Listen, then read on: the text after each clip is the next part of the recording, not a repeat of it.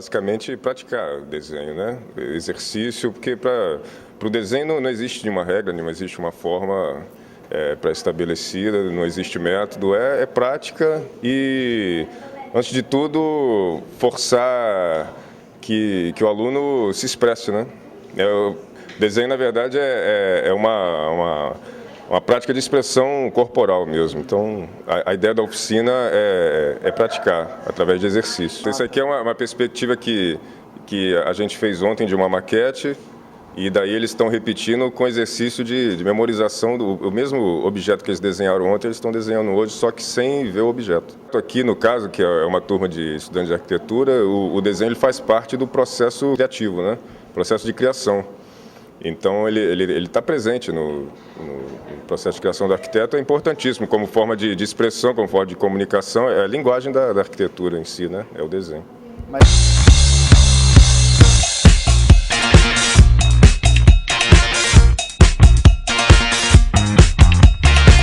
Seria mais as técnicas, né? Saber ler o projeto, identificar o que cada projeto diz para ele. E dali passar para a maquete mesmo e saber técnicas de cortes, colagem. Como o nosso curso não tem a oportunidade da gente ter a maquete como matéria obrigatória mesmo, a gente tem já na Mostra Primavera como uma complementação mesmo do que a gente faltou lá como base para o nosso curso, já que é tão cobrada a maquete em todos os projetos.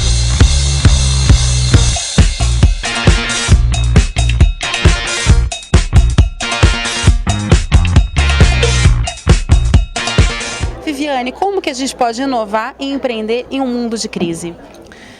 A melhor hora para inovar e empreender é exatamente o tempo de crise, porque a crise ela suspende tudo que era estabelecido, né? E eu, como costumo pensar, elaborar, estudar, quero dizer, isso é um tema meu constante, o que está em crise não é apenas um conteúdo, uma época, não. O que está em crise é uma estrutura social muito antiga.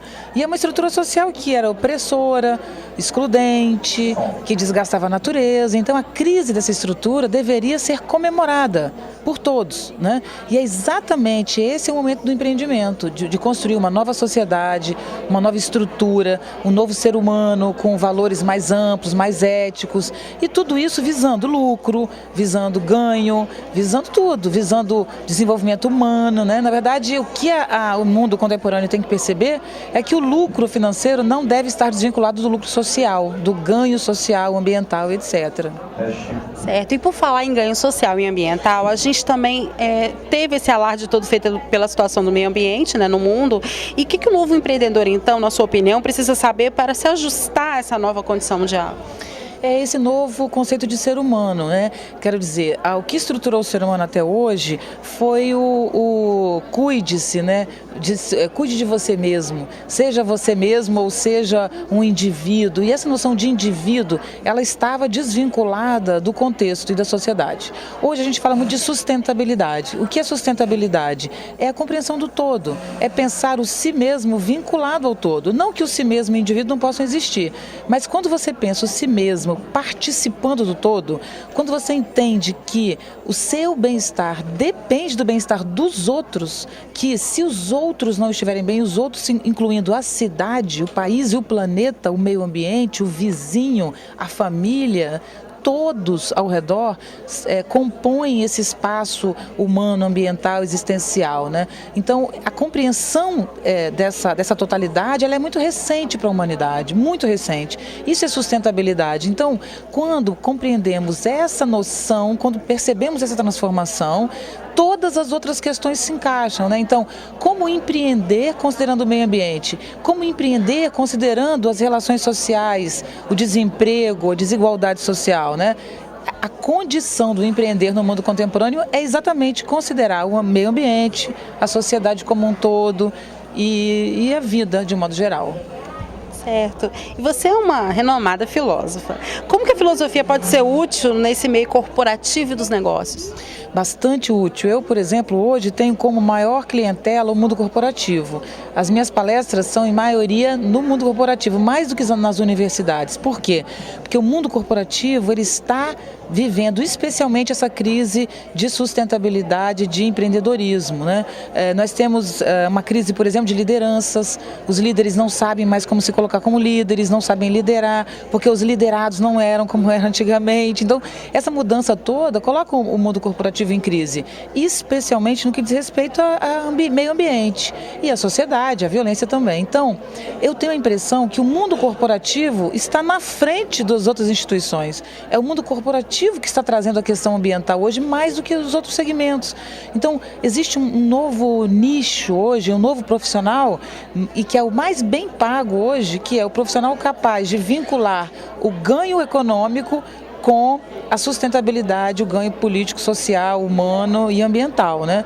Então, o espaço corporativo, na verdade, é um grande espaço hoje de intervenção política e social. Ninguém imaginava isso antigamente. Verdade. E também como é que a criatividade, a gente falando sobre esse novo empreendedor, como é que a criatividade ela pode ser aguçada ao novo empreendedor para que o negócio não seja apenas mais um e tenha uma longa vida de sucesso no negócio?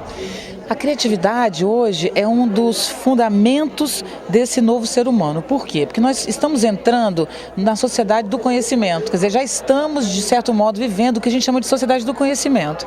O que é a sociedade do conhecimento? É uma sociedade onde o maior valor não é a matéria mais, não é o material, é o conceitual, é o pensamento. Então, por exemplo, você quando compra um celular e muda de celular, de aparelho, raramente esse aparelho traz tantas inovações assim. Ele muda uma coisinha ou outra, mas o que ele traz de inovação, na verdade, como aparelho é muito pequeno. Ele fala, ele responde, basicamente. O que a gente compra não é um celular novo, você compra um novo design de celular. Você compra um novo conceito de celular, você compra um novo status de celular. Então, hoje ganha mais quem cria novos status, quem cria novos conceitos, quem cria novas ideias, né? Então, a criatividade é o que deve fundamentar os modelos educativos contemporâneos. Não o acúmulo de dados. Porque quem acumula dados hoje é a memória externa, é o computador, é o celular que acumula dados. Então, decorar já não importa. Guardar dados, saber as datas de nascimento, eu chamo do GPS do conhecimento, sabe? Saber da identidade CPF de quem fez, quando fez. Isso não importa mais na educação. Importa a criatividade, a atitude, exatamente porque a inovação é o fundamento dessa sociedade nova que está surgindo.